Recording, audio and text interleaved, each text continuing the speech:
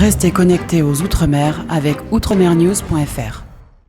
Bonsoir, je suis très heureux de vous retrouver ici en Guadeloupe au sein de cette résidence départementale pour une cérémonie tout à fait exceptionnelle. La cérémonie de présentation de la promotion Charles Ébroué. Il s'agit tout simplement de ces premiers étudiants qui vont peut-être devenir des pilotes, et oui, des pilotes grâce à cette école que dirige M. Lucien Plaisance, qui est président du CACE. Nous avons parlé ce matin de l'université du côté du Camp Jacob à Sécole. Alors c'est un grand moment pour vous parce que je vous ai vu très ému ce soir avec toutes ces personnalités présentes au sein de cette résidence, M. Plaisance. Oui, toujours très ému avec autant de hautes personnalités. Donc aussi pour bien préciser le fait que dans cette zone, on a énormément de talent et que si on nous donne les moyens et financiers par le simple fait des accompagnements des différentes régions, et aussi par le fait aussi des partenariats avec les banques et de permettre aux jeunes Antillo-Guyanais d'accéder à des métiers d'excellence. Alors, créer cette école de formation de pilotes, ça n'a pas été sans embûche, il faut le dire, ça a été créé avec l'ENAC. L'idée, M. Plaisance. L'idée, c'est toujours... Il faut rappeler aussi que vous êtes pilote de ligne, il faut le souligner toujours. Je suis pilote de ligne sur long courrier, mais l'idée, elle est toute simple, c'est de se dire que le chemin est semé d'embûches.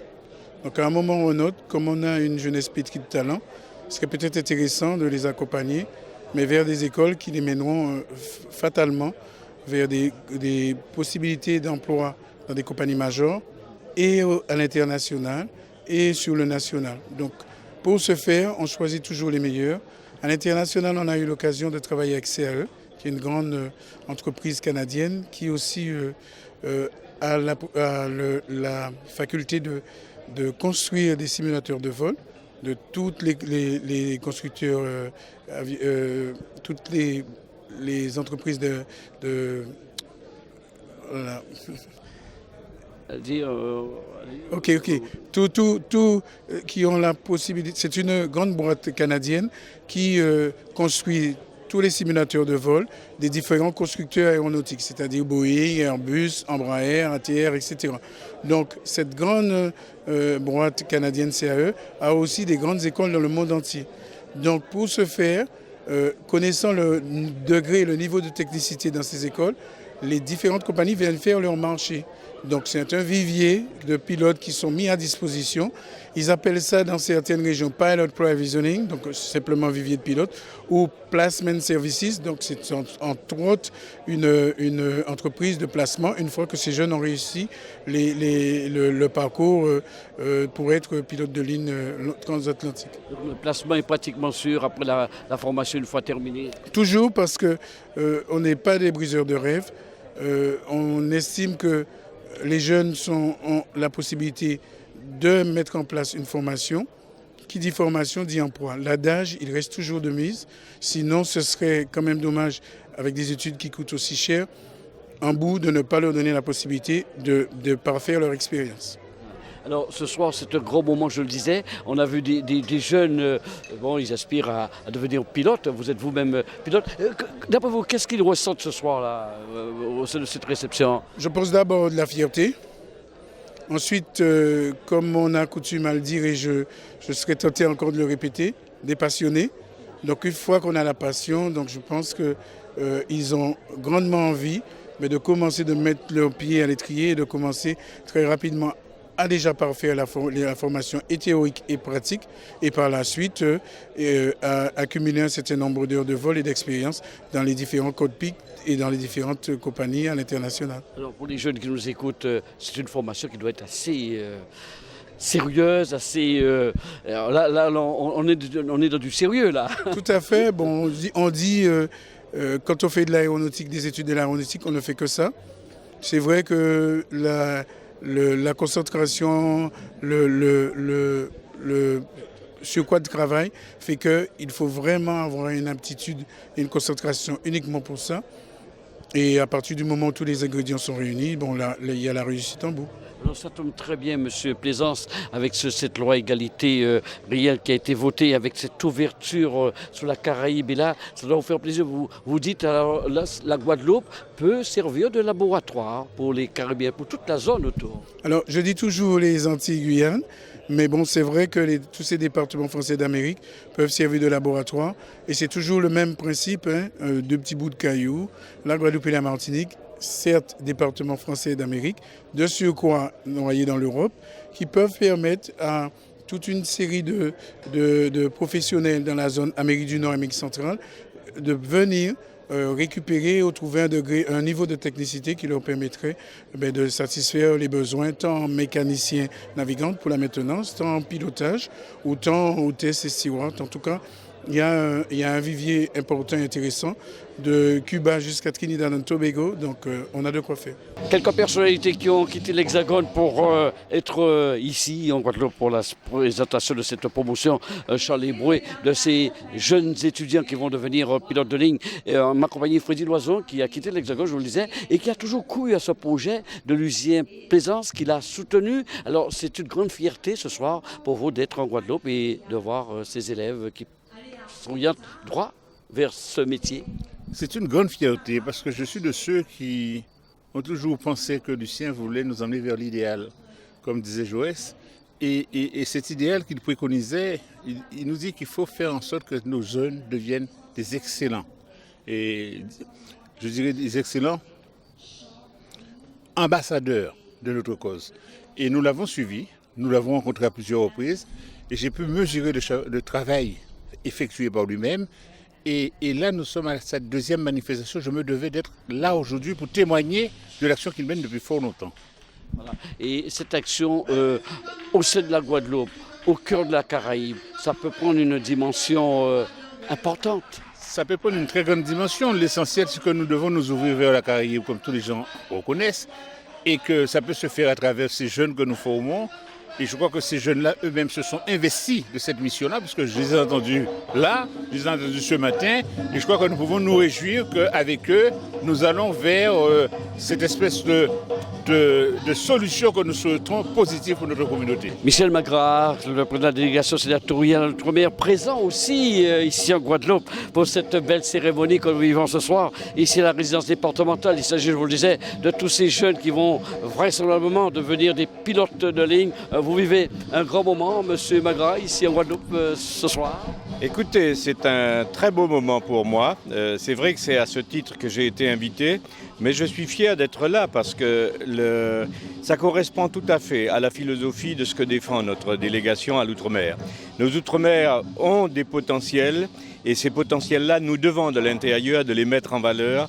Et je milite pour ça. Je milite pour dire qu'avec la volonté, en Outre-mer, tout ce que les autres nous considèrent comme étant des handicaps, nous pouvons en faire des atouts. Et ces atouts-là, il faut aller les chercher, il faut les développer. Nous avons un potentiel humain extraordinaire. Et je dois avouer que l'initiative prise par le commandant Plaisance, le président Plaisance et toute son équipe est extraordinaire. Et moi, je ne peux qu'encourager ce genre d'initiative. Quand on voit ces jeunes, alors évidemment, pilotes, ça fait rêver, mais attention, il y a une formation assez sérieuse et je crois qu'ils prennent ça très à cœur. Hein. On les a entendus ce soir. Oui, mais quand on les écoute, c'est la preuve que avec de la volonté, rien n'est impossible. D'ailleurs, les jeunes, ils l'ont dit eux-mêmes, avec de la volonté, rien n'est impossible. Et nous avons cette jeunesse et nous savons que c'est à nous, adultes, de motiver cette volonté, d'aller chercher cette envie de réussir qui sont chez les jeunes. Et je crois que le président Plaisance et son équipe, ils ont fait quelque chose d'extraordinaire. Et je crois qu'il faut les remercier. Et il faut que d'autres initiatives dans d'autres domaines se multiplient dans ce sens-là pour mettre en valeur le potentiel humain et la qualité de la ressource humaine dont disposent nos Outre-mer. Jocelyn Mir, on n'a plus besoin de présenter ici en Guadeloupe, qui a beaucoup soutenu ce projet d'école de formation des pilotes. Monsieur Mir, c'est un grand moment que nous vivons ce soir ici au Gosier, au sein de cette résidence départementale. Je crois que depuis ce matin à la mairie de Saint-Claude, revivre ce travail titanesque qu'a fait Lucien Plaisance, avec l'aide, effectivement, nous avons apporté notre aide, puisque j'étais à l'époque vice-président de région aux côtés de Victorin Lurel, qui a accepté de financer toute cette partie pour que notre jeunesse antillo-guyanaise, parce que nous étions la seule région au début à porter, c'est cela qu'a fait Victorin Lurel. Et c'est pour ça que je n'arrête pas de nommer son nom dans ces cérémonies où nous voyons nos jeunes s'épanouir, nos jeunes prendre les commandes d'un avion. Avec Lucien, c'est l'aboutissement d'une voie qui n'était pas ouverte aux Antilles-Guyanais. Et aujourd'hui, quand je vois la réalité, quand je vois cette promotion, Charles Eboué, et accompagné de la petite fille du gouverneur Eboué, je dis que c'est merveilleux de voir que nos compatriotes antillo-guyanais sont là. Le rêve n'est plus un rêve, c'est une réalité que nous avons, nous, en région, pendant 12 ans, portée. Et je suis fier, je suis extrêmement fier de dire à Lucien, tu fais du bon boulot. Et j'incite énormément les collectivités à apporter leur soutien à cette belle entreprise qu'il a créée avec ses amis. Et je dis bon air, on pourrait dire bon vent s'il s'agissait de voile, mais je dis bon vol à ces jeunes-là parce que nous voyons la ténacité de ces jeunes qui ont des portes ouvertes de partout devant eux, mais qui choisissent l'aviation. Et quand on nous parle de Lindbergh, de Garros et de tous ces commandants de bord, les Guadeloupéens, tous ceux qui sont là, et nous en avons quelques-uns qui sont actuellement, nous avons Plaisir, nous avons Plaisance, nous en avons d'autres encore. Alors je dis que je n'ai pas failli, nous avons fait notre part de boulot et je le redis encore, vous m'en excuserez, mais si j'avais pas eu l'accord de Victorin Lurel pour porter ce projet-là, nous n'en serions pas là ce soir. Autre personnalité présente pour cette promotion ici, à la résidence départementale de tous ces jeunes qui vont, je vous le disais, devenir pilotes de ligne. Eh bien, il s'agit de Marie-Françoise Eboué, qui est la marraine de ces jeunes, mais dont l'époux était pilote. C'est un grand moment qu'on vivait ce soir et de penser à tous ces jeunes qui vont travailler sévèrement, sérieusement pour faire ce métier demain, madame. Oui, certainement. C'est quand même un métier très difficile, des études très longues et très difficiles, mais je suis persuadée qu'ils vont réussir parce qu'ils sont animés, ils sont très motivés et ils ont la foi, donc ils vont réussir. Alors quand Lucien Plaisance a eu cette idée, comme il me disait il y a un moment, c'était pas sans embûche de créer cette école en Guadeloupe, vous avez cru immédiatement à ce projet, même si vous saviez que ça allait être un peu difficile? Très certainement, parce que M. Plaisance est vraiment quelqu'un de très sérieux et qui a vraiment envie de faire partager aux jeunes de la Caraïbe le métier qu'il aime beaucoup, qu'il a vraiment adoré, et on le sent dans ses propos. C'est vraiment quelqu'un d'extraordinaire et qui fait énormément pour les jeunes de la Caraïbe. J'espère qu'il va pouvoir continuer, de toute façon il va continuer, mais qu'il aura toutes les possibilités. Par exemple, de faire venir un simulateur, ça, ce serait merveilleux. Enfin, je lui souhaite vraiment tout de bon. Voilà. Votre mari a été pilote. Vous avez entendu ces jeunes, vous pensez qu'ils ont à cœur demain de faire ce métier difficile? Très certainement. Vous savez, on ne s'engage pas dans ces études-là sans avoir envie d'être pilote. Et puis c'est tout de même un métier extraordinaire. Mon mari pilotait depuis l'âge de 16 ans. C'était le seul métier qu'il voulait faire, même si son père a essayé de l'en dissuader. Donc les jeunes qui font cette démarche sont forcément motivés. Nous sommes toujours ici à la résidence départementale du Gosier pour cette promotion de ces élèves, des futurs pilotes de ligne, une formation théorique ici en Guadeloupe et puis dans l'Hexagone avec moi, Arnaud Billa qui... alors là, il faut expliquer, souligner une chose, c'est que pour être pilote, l'anglais est indispensable, mais pas n'importe quel anglais, il faut vraiment être très pointu et d'où la présence d'Arnaud Billa qui a signé une convention ce matin avec le CHE. Alors expliquez-nous d'abord cette signature et pourquoi l'anglais est indispensable, mais l'anglais, vraiment l'anglais. Bonsoir. Effectivement, l'anglais est une dimension totalement indispensable et primordiale dans le cadre de métier de pilotage, puisque on ne peut envisager de devenir pilote sans parler anglais. Au-delà des qualifications qui sont nécessaires, parler anglais, c'est pouvoir communiquer internationalement à la radio ou avec tout organisme de contrôle qui contacte les pilotes. C'est également savoir réagir en cas de détresse et également savoir évoluer en toute sécurité. Donc l'anglais est un véritable défi auquel se confronte chaque pilote et au travers de ma société Sales, j'ai pu ce matin signer le partenariat avec le CACE et Lucien Plaisance, de façon à venir apporter mes 18 ans d'expertise dans ce domaine de l'enseignement de l'anglais aéronautique et venir aider à ce beau projet qu'est le CACE et tous les élèves qui viennent tenter l'aventure du pilotage. Alors justement, on parle de l'anglais, par rapport, c'est vrai, on a un prof d'anglais qui peut vous apprendre à apprendre la langue, et là c'est plus pointu. Alors qu'est-ce qu'il y a de plus pour ces pilotes, et qu'est-ce que vous apprenez à ces futurs pilotes? Alors, vraiment, l'élément qui est primordial, c'est centré sur le vocabulaire, puisqu'il s'agit d'un ce qu'on appelle un paralangage ou un métalangage, c'est-à-dire on extrait certains éléments de l'anglais standard de façon à les normaliser et à les rendre communs, de façon à ce que tout pilote dans le monde parle le même anglais. Il est normalisé, codifié, et donc il faut que non seulement on connaisse les mots, le vocabulaire pour pouvoir l'employer, mais il faut également bien le prononcer pour bien se faire comprendre. Donc ça nécessite des méthodes d'apprentissage vraiment particulières, dédiées, personnalisées et le plus moderne possible, bien sûr. Maintenant, nous avons beaucoup d'outils informatiques et d'outils qui nous permettent de reproduire des sons, de reproduire des situations en temps réel, de façon à ce que ces pilotes soient au plus près de leur métier futur. Alors, en fonction des élèves, une formation courte, longue? Alors, très généralement, la formation en anglais, il ne faut pas se leurrer, est quelque chose qui va durer. C'est-à-dire qu'on va inscrire l'élève dans un rapport avec son formateur sur, certaines fois, de 6 mois à 1 an. Ça peut être long. Par contre, on va venir, et là, c'est là où je viens tout particulièrement agir, mettre des petits coups de boost, passez-moi l'expression, sur 3, 4 jours, une petite semaine, de façon à non seulement vérifier la progression de l'élève, mais également lui mettre le pied à l'étrier et le faire parler dans des situations précises aéronautiques. Alors, quand on dit qu'il faut être précis, tout cela est lié à la sécurité pour les passagers et pour le personnel de bord? Complètement, ça c'est très important. Et autant maîtriser l'anglais permet de pouvoir qualifier un pilote, se qualifier dans l'anglais aéronautique, mais c'est également primordial effectivement dans le cadre de la sécurité des passagers. Puisque on ne saurait imaginer quelqu'un qui saurait expliquer à la radio ce qui lui arrive de façon à avoir de l'aide en cas de soucis, bien entendu. Même si cela reste très rare, mais il faut pouvoir parer à toute éventualité et être prêt de façon à ce que parler anglais au quotidien, en cas de détresse aussi, ne soit pas quelque chose qui se rajoute à l'ensemble des tâches nombreuses et complexes qu'un pilote a à faire. Il faut tout simplement que ça devienne un réflexe pour lui. Avec moi, Philippe Romdini, qui est conseiller départemental. C'est important ce soir. On vit un grand moment de voir ces jeunes rêver, et ce n'est plus un rêve parce qu'il va falloir travailler et qu'ils puissent devenir pilotes de ligne demain. Et cette école est installée en Guadeloupe.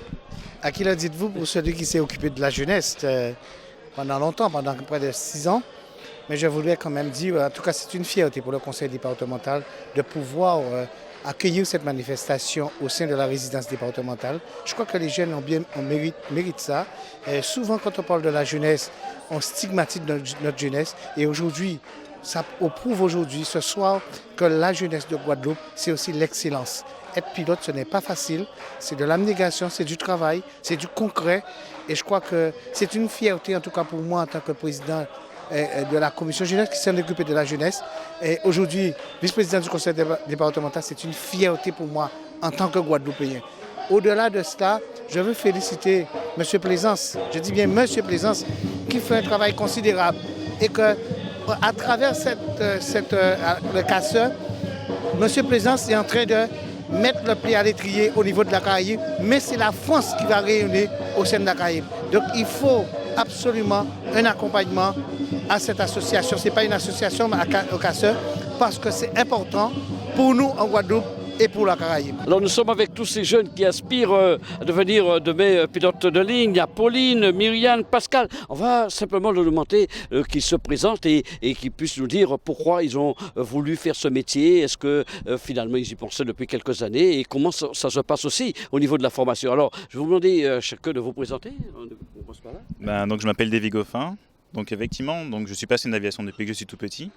Je considère le métier de pilote comme étant le plus beau métier du monde. C'est déjà un épanouissement immense sur le plan personnel et sur le plan professionnel.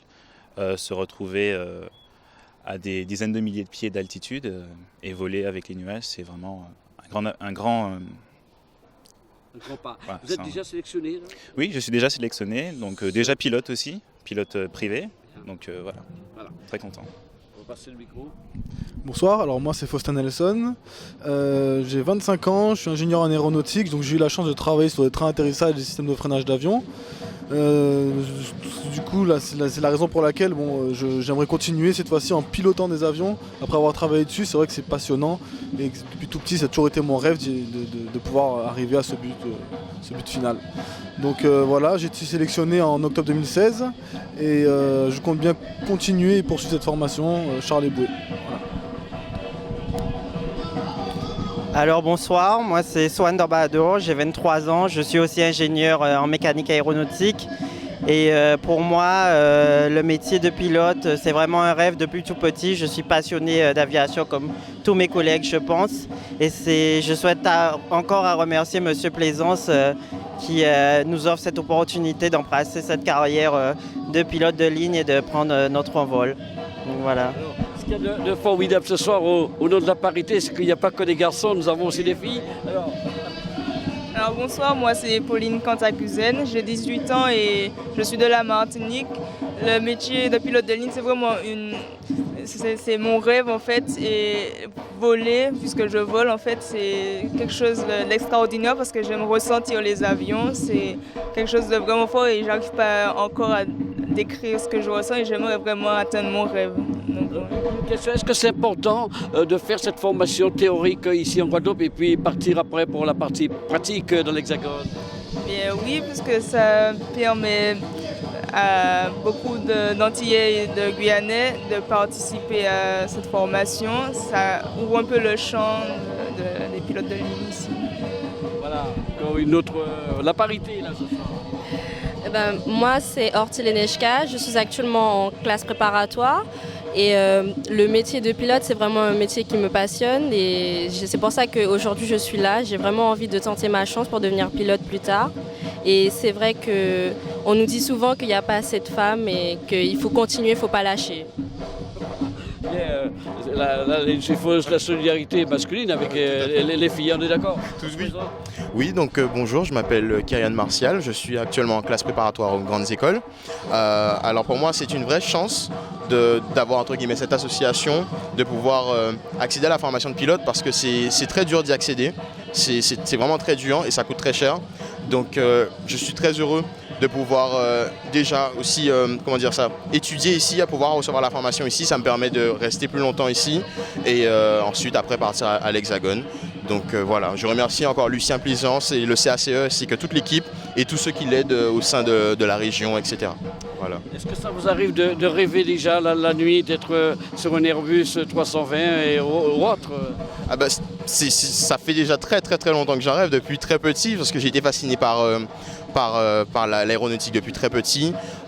J'ai aussi fait ma licence de pilote théorique, mon BIA, et je pratique pour m'entraîner sur simulateur. Donc voilà. Merci. Bonsoir, je m'appelle Lama Denzel Samuel. Donc moi, depuis que j'ai 4 ou 5 ans, je regarde la télé, je regardais les documentaires sur les avions, tout ça, et je me suis toujours dit waouh, je veux faire ça. Mais oui, ça a l'air trop cool quand on regarde ça. Et j'ai commencé par le BIA. J'ai eu droit à mon premier vol où j'ai pu piloter. J'ai dit c'est ce que je dois faire. C'est même pas un métier pour moi, c'est une vocation, c'est une passion. Et ce serait une façon de rendre fier aussi ma famille.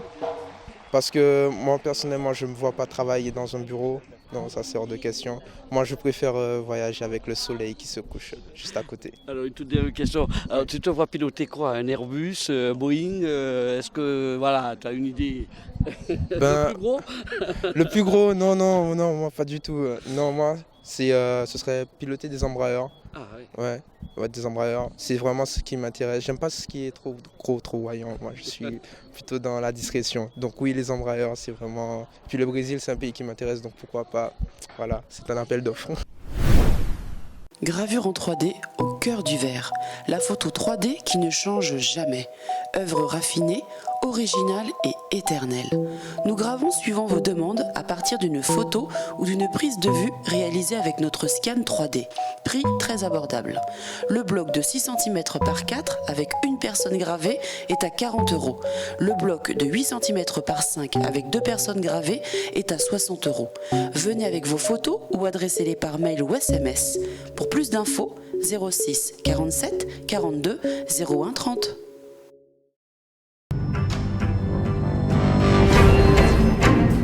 Restez connectés aux Outre-mer avec outremernews.fr.